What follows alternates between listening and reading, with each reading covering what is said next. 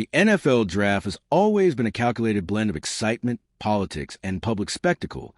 But what happened to Shedeur Sanders in 2025 crossed a line? A quarterback once projected as a top 10 pick, lauded for his precision, poise, and legacy pedigree, fell all the way to the 5th round, pick number 144. It wasn't just shocking, it was suspicious. Now, the Sanders family is preparing to fire back with a rumored $100 million lawsuit that could explode into the biggest scandal the league has faced in decades. Let's rewind. If you're into the real story and all the messy twists they don't show on highlight reels, go ahead and subscribe. And if you're sticking around to see how this Browns QB chaos plays out, you should definitely be subscribed. Shedeur Sanders didn't enter the draft as a fringe prospect or a developmental wild card. He led the NCAA in completion percentage, boasted an elite touchdown-to-interception ratio, and showed remarkable field vision and decision-making. Analysts had him in the top tier alongside names like Drake, May, and Quinn Ewers. He wasn't just good, he was polished, NFL-ready, and battle-tested. So, how'd he end up in round 5? According to insiders close to the Sanders camp, it wasn't about football, it was about fear. Fear of his father, Deion Primetime Sanders. Fear of the media circus that inevitably follows the Sanders name. Fear of the cultural power and brand presence that the family represents. And fear that giving Shedeur a top 10 spotlight would cede too much narrative control to someone who doesn't play by the league's unwritten rules. Now, here's where it gets explosive. Rumors have swirled that internal communications among NFL owners revealed a chilling consensus.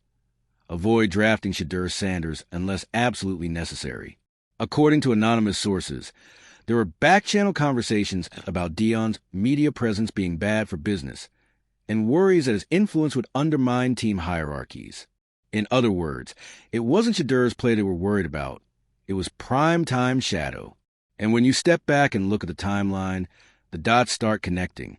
First, Shedeur opts out of the NFL Combine. Not ideal, but not a deal-breaker, especially for a top-tier quarterback. Then he skips the Senior Bowl. Again, not unprecedented, especially for players trying to avoid injury before signing their first major contract. But suddenly, anonymous scouts begin leaking stories to media outlets. Stories about his attitude, his media obsession, his lack of humility. All vague, all unsubstantiated, but all damaging. Then comes a kicker. Reports of poor interviews with teams. Defiant was a word floated around by draft pundits. Not unprepared, not unintelligent, just defiant. And when you break that down, what does it even mean? That he didn't say yes, sir, enough? That he challenged questions about his father's role in his career? That he wasn't afraid to say he wanted to play for a winning franchise, rather than be another sacrificial rookie to a broken system?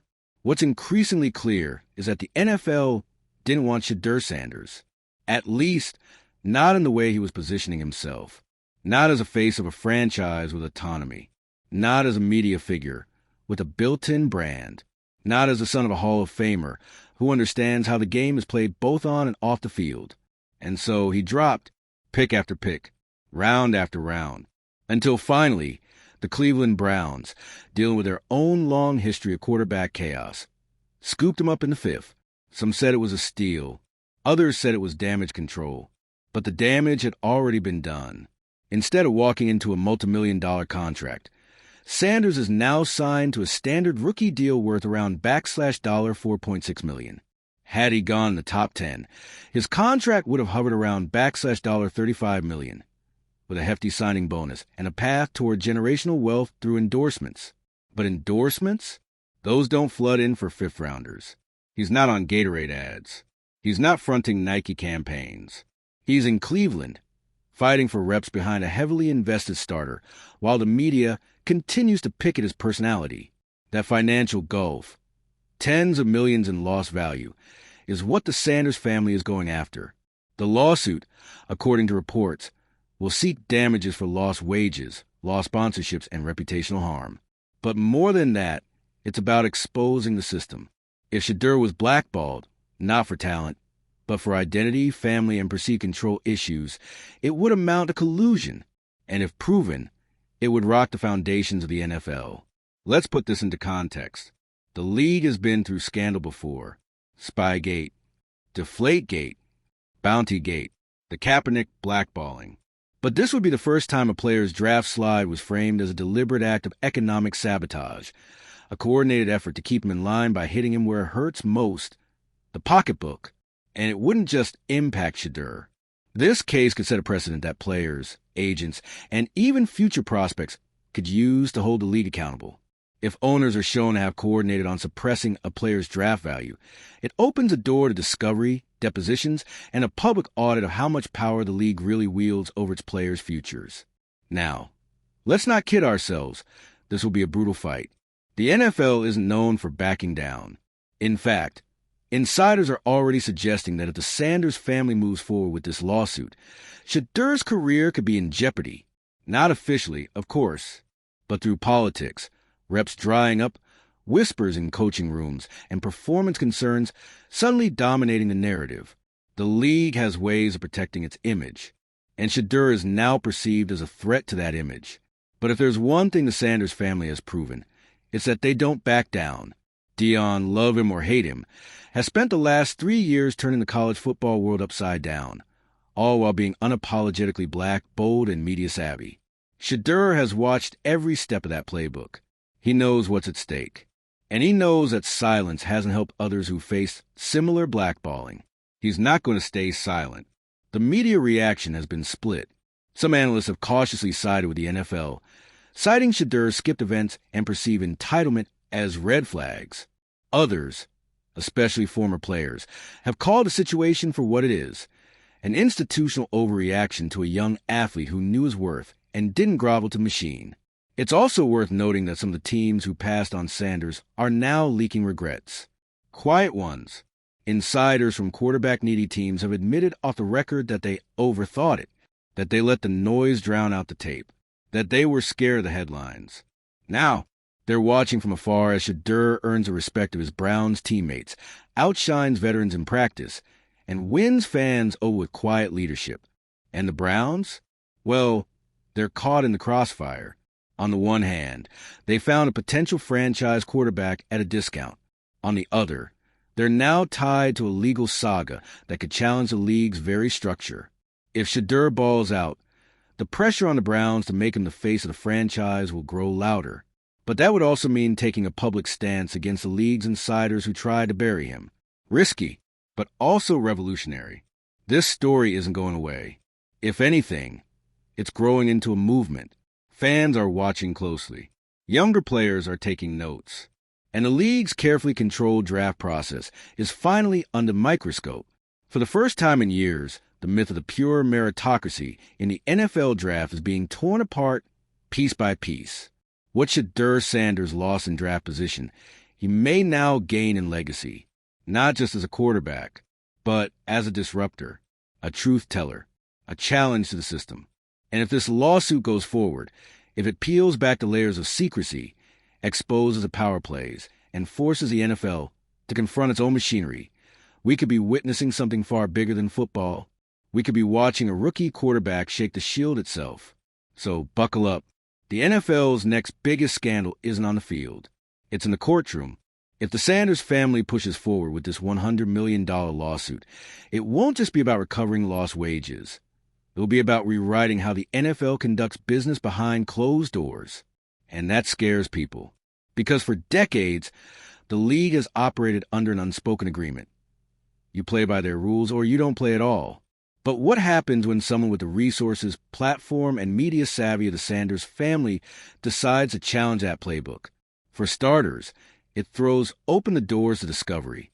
That means emails, text messages, phone logs, anything that might support the claim of collusion could become legally accessible. And if even one thread confirms that owners or general managers agreed to freeze Shedeur out of the top rounds because of his last name or perceived baggage, it could detonate across every level of the NFL. We've seen this kind of scenario flirt with the spotlight before. Remember Colin Kaepernick's grievance against the league? It never made it a trial because the NFL settled quietly and for a reason. The league could not afford discovery. They couldn't let the public see how conversations actually happen when the cameras are off and the draft boards are closed. This case? It's a spiritual successor, but with even higher stakes. Because, unlike Kaepernick, Shedeur Sanders is still in the league.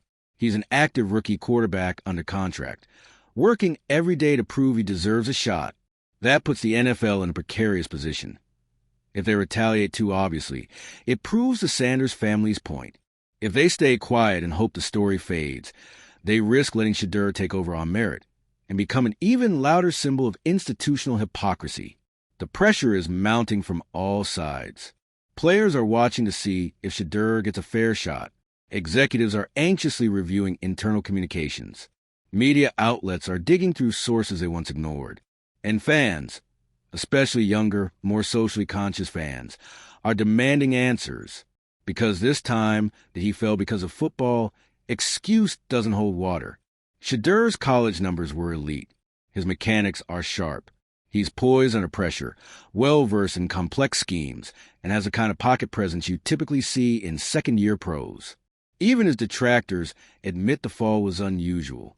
And yet, all it took was a few bad-faith media leaks and vague character assessments to derail his draft stock. That's not just unfortunate. That's orchestrated. And we need to talk about how much this costs, not just for Shedeur, but for any player who's ever had their draft narrative poisoned by anonymous sources. Here's a real number breakdown. A quarterback drafted in the top 10 typically signs a 4-year contract worth around $35 million, including a signing bonus close to $20 million. Shedeur's deal, as the 144th pick, clocks in under $5 million over 4 years with limited guarantees. That's a $30 million gap based on perception, not production. But the damage goes deeper. Sponsorship deals are often pre-negotiated or contingent on early round selections. Shoe companies, energy drinks, tech sponsors, they don't line up behind day 3 picks. Shedeur had all the metrics and visibility to cash in on his father's legacy and his own accomplishments. But once his draft stock fell, so did the commercial opportunities. That's generational wealth, gone. Now, consider the emotional toll. The lead up to the draft is intense for every player. But for someone like Shedeur, who had cameras, critics, and expectations at every turn, that weekend became a public humiliation. He watched players he outperformed in college leapfrog him. He watched talking heads repeat buzzwords about ego and media distractions. He sat in silence while the league quietly blackballed him in plain sight.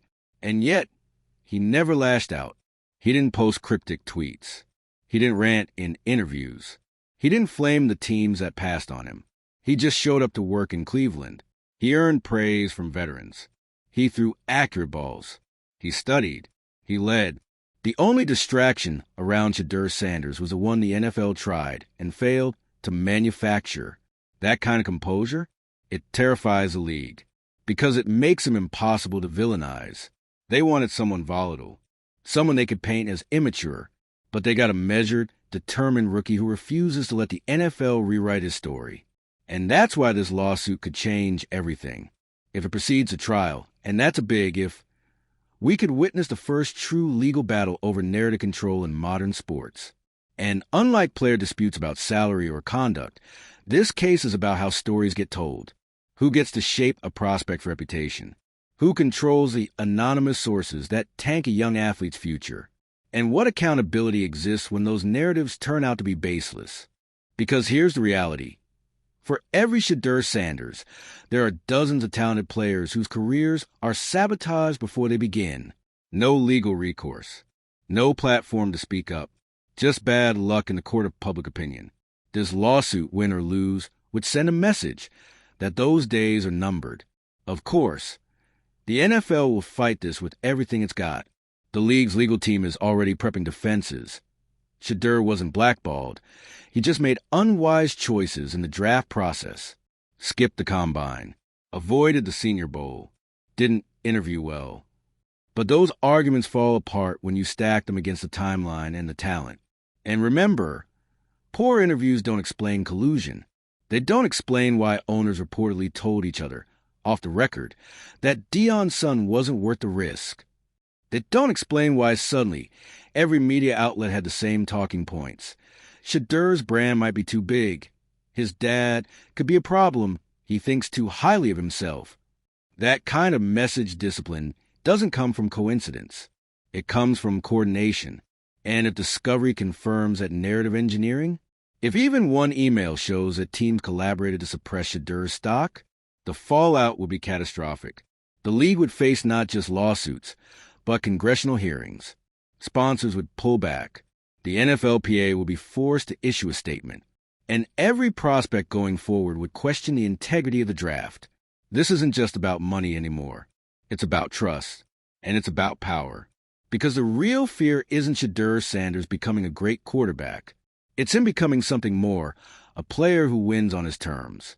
A player who refuses to bend. A player who turns the system's games against itself. That's what makes this lawsuit so dangerous to the NFL. Not because it's guaranteed to win, but because it shines a spotlight on the one thing the league hates more than scandal: scrutiny. They can handle bad behavior.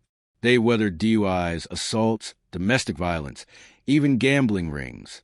But when someone asks how the machine works, that's when things get quiet.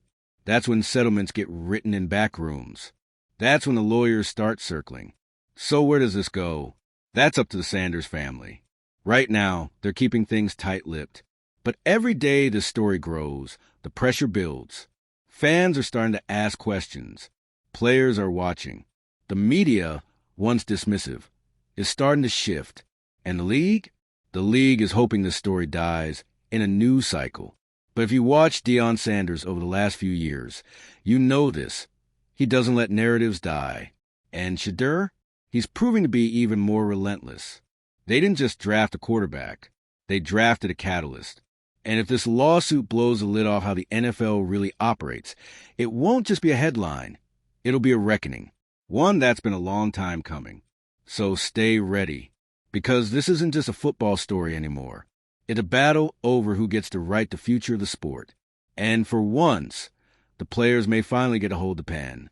The NFL has always prided itself on being a meritocracy. The best rise. The weak fall. Simple. Or so they claim.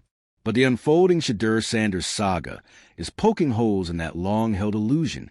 Because what we're witnessing isn't about merit. It's about image, control, power. And what happens when a player and his family dare to question the system instead of playing nice with it? Think about it. What other quarterback with Shedur's college resume, leadership profile, and bloodline falls to pick 144? You can't find a statistical reason. His arm strength, timing, footwork, check, check, and check. He didn't just run a flashy offense at Colorado. He commanded it. Teammates followed him. Coaches trusted him. He was a field general, not a highlight merchant. And in every measurable way, he was exactly what the NFL claims to reward: production under pressure, maturity, and discipline. And yet, he dropped like a stone. You don't need a law degree to realize something doesn't add up here. Of course, critics will fall back on the interview narrative, that he rubbed teams the wrong way during pre-draft meetings. But let's be honest, what does that really mean? NFL front offices have praised players for worse behavior than anything Shedur allegedly did. Quarterbacks have been drafted in the first round with assault charges, with blatant immaturity, with documented behavioral red flags. But Shedur? His crime was confidence. Confidence paired with the wrong last name. Because whether the league wants to admit it or not, the name Sanders doesn't just carry legacy, it carries disruption. Deion Sanders isn't just a former NFL legend. He's a new school icon, loud, unfiltered, and allergic to playing the humble game the league demands of its stars. He doesn't just challenge football norms, he mocks them. And the fear was always that Shedur would bring that same energy into a league that still expects its quarterbacks to be buttoned-up poster boys. So teams got scared, not of Shedur's play, but of what it represented. And this lawsuit? This is a direct result of that fear. It's a shot across the bow of a billion-dollar machine that prefers its problems quietly swept under the rug. It's the Sanders family saying, "You don't get to erase our legacy or our future just because we refuse to play along." And whether it succeeds in court or not, it's already succeeded in starting a much-needed conversation about who holds the power in professional football. There's also the elephant in the room: race. We can't ignore it. The league's history with outspoken black quarterbacks is complicated at best, openly hostile at worst. Cam Newton, Lamar Jackson, Colin Kaepernick, all talented, all polarizing, all face narratives that undercut their leadership because they didn't fit the mold, the good soldier mold, the face of the franchise that never rocks the boat. Shedeur, by virtue of being prepared, confident, and yes, connected to Dion, was already being framed before he even entered the draft. And let's talk about why this lawsuit matters beyond Shedeur's career. If proven, collusion in the draft process would mean that talent evaluation isn't as pure as the NFL claims, that politics and brand optics can override scouting reports and tape, that boardroom conversations, not 40-yard dash times or film study, decide careers. This would send shockwaves across every sports league in America. The draft process is supposed to be the great equalizer. Work hard, perform, and you'll rise. But what happens if that system is rigged? Not through performance metrics, but through quiet agreements between owners who don't want media headaches? If that becomes public knowledge, it undermines the entire premise of sports as we know it.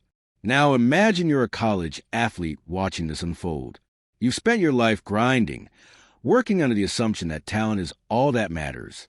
And then you see Shedeur Sanders, a quarterback with Hall of Fame pedigree, elite stats, a clean off-field record, punished not for what he did, but for who his father is. How would you feel about your own chances? That's the broader impact here. It's about perception and fairness. And if this lawsuit even makes it past the first hearing, the NFL will be forced to confront questions it has long dodged. How are draft boards really influenced? Who controls the narratives that affect player stock? What guardrails exist to prevent behind-the-scenes collusion between billionaire owners with mutual interests? These are questions the NFL does not want to answer, which is why we're already seeing pushback. Reports warning that Shedeur could be blacklisted if the lawsuit proceeds.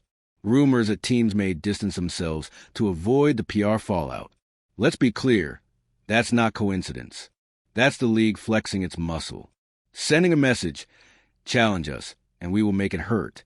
But again, this isn't the Sanders family's first time in the spotlight. Dion has weathered media storms. He's faced critics on every level. And Shedeur, he's been raised for this. He's not just fighting for himself.